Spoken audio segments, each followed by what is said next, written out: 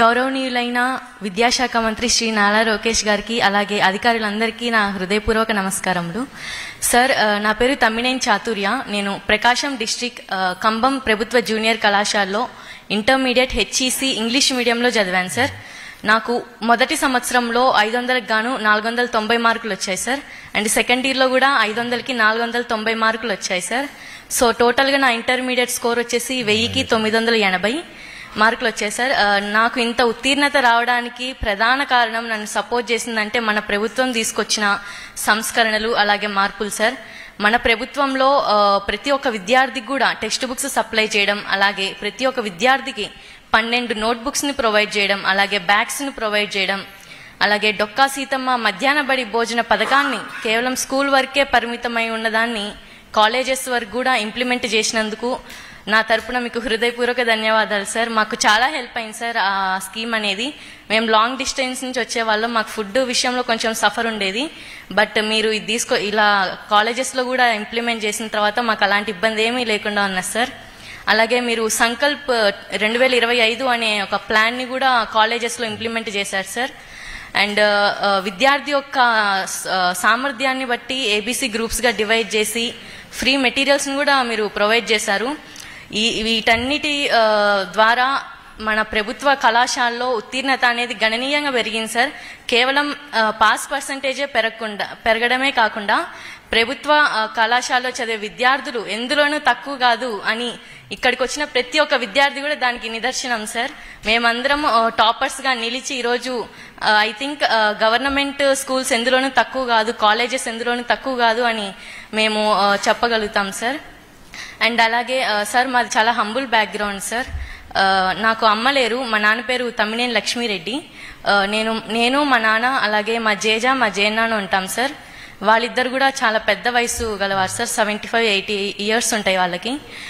మా నాన్నకి ఒక చిన్న చిల్లర కొట్టు ఉంటుంది సార్. అందులో నుంచి వచ్చే ఆదాయం కూడా చాలా తక్కువ సార్. ఈ మధ్య వ్యాపారం కూడా చాలా తగ్గిపోయింది. అండ్ నేను 10th వరకు కూడా గవర్నమెంట్ స్కూల్లోనే చదివాను. అండ్ అప్పుడు కూడా 91% అనేది నాకు మార్క్స్ వచ్చాయి. అండ్ స్కూల్ కూడా అదే కాలేజ్ కూడా గవర్నమెంట్ కాలేజెస్లోనే చదివాను. అండ్ నా డ్రీమ్ వచ్చేసరికి ఒక ఐఏఎస్ ఆఫీసర్ అవ్వాలనేది నా ఎయిమ్ సార్. చిన్నప్పటి నుంచి ఉండేది. ఇన్ని కష్టాలున్నా ఒక సింగిల్ పేరెంట్ అయినా సరే మా నాన్నని ఎంతో ప్రోత్సహించారు సార్.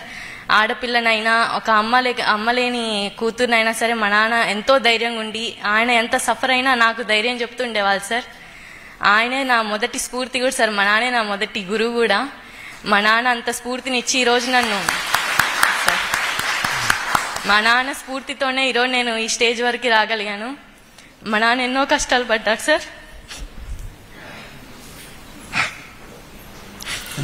ఆ కష్టానికి నేను ఫలితంగా ఒక ఐఏఎస్ ఆఫీసర్ అయ్యి ఈ దేశానికి సేవ చేయాలనుకుంటున్నా సార్. మా నాన్నకి ఇప్పుడు నా హయ్యర్ స్టడీస్కి ఫీజు కట్టే స్తోమత లేదు సార్. మా జనానికి వచ్చే పెన్షన్ అవి కూడా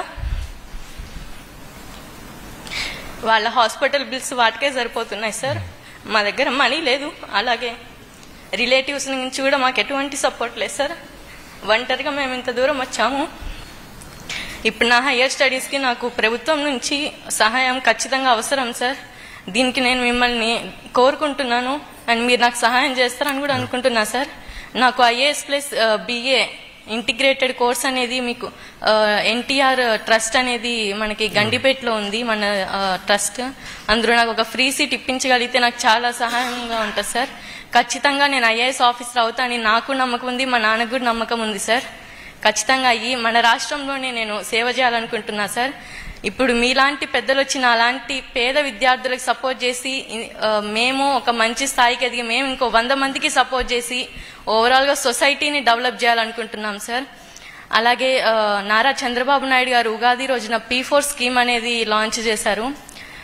దాని యొక్క ఉద్దేశం కూడా పేదరికం అనేది రాష్ట్రంలో తొలగిపోవాలనేది. నా తెలిసి వి డిజర్వ్ సార్. మా కుటుంబం అనేది అన్ని విధాలుగా P4 స్కీమ్లో ఆ P4 స్కీమ్లో మా కుటుంబాన్ని సెలెక్ట్ చేసి మమ్మల్ని ఆర్థికంగా కూడా ప్రోత్సహించినట్లయితే మాకు చాలా సహాయపడినట్టు ఉంటుంది సార్.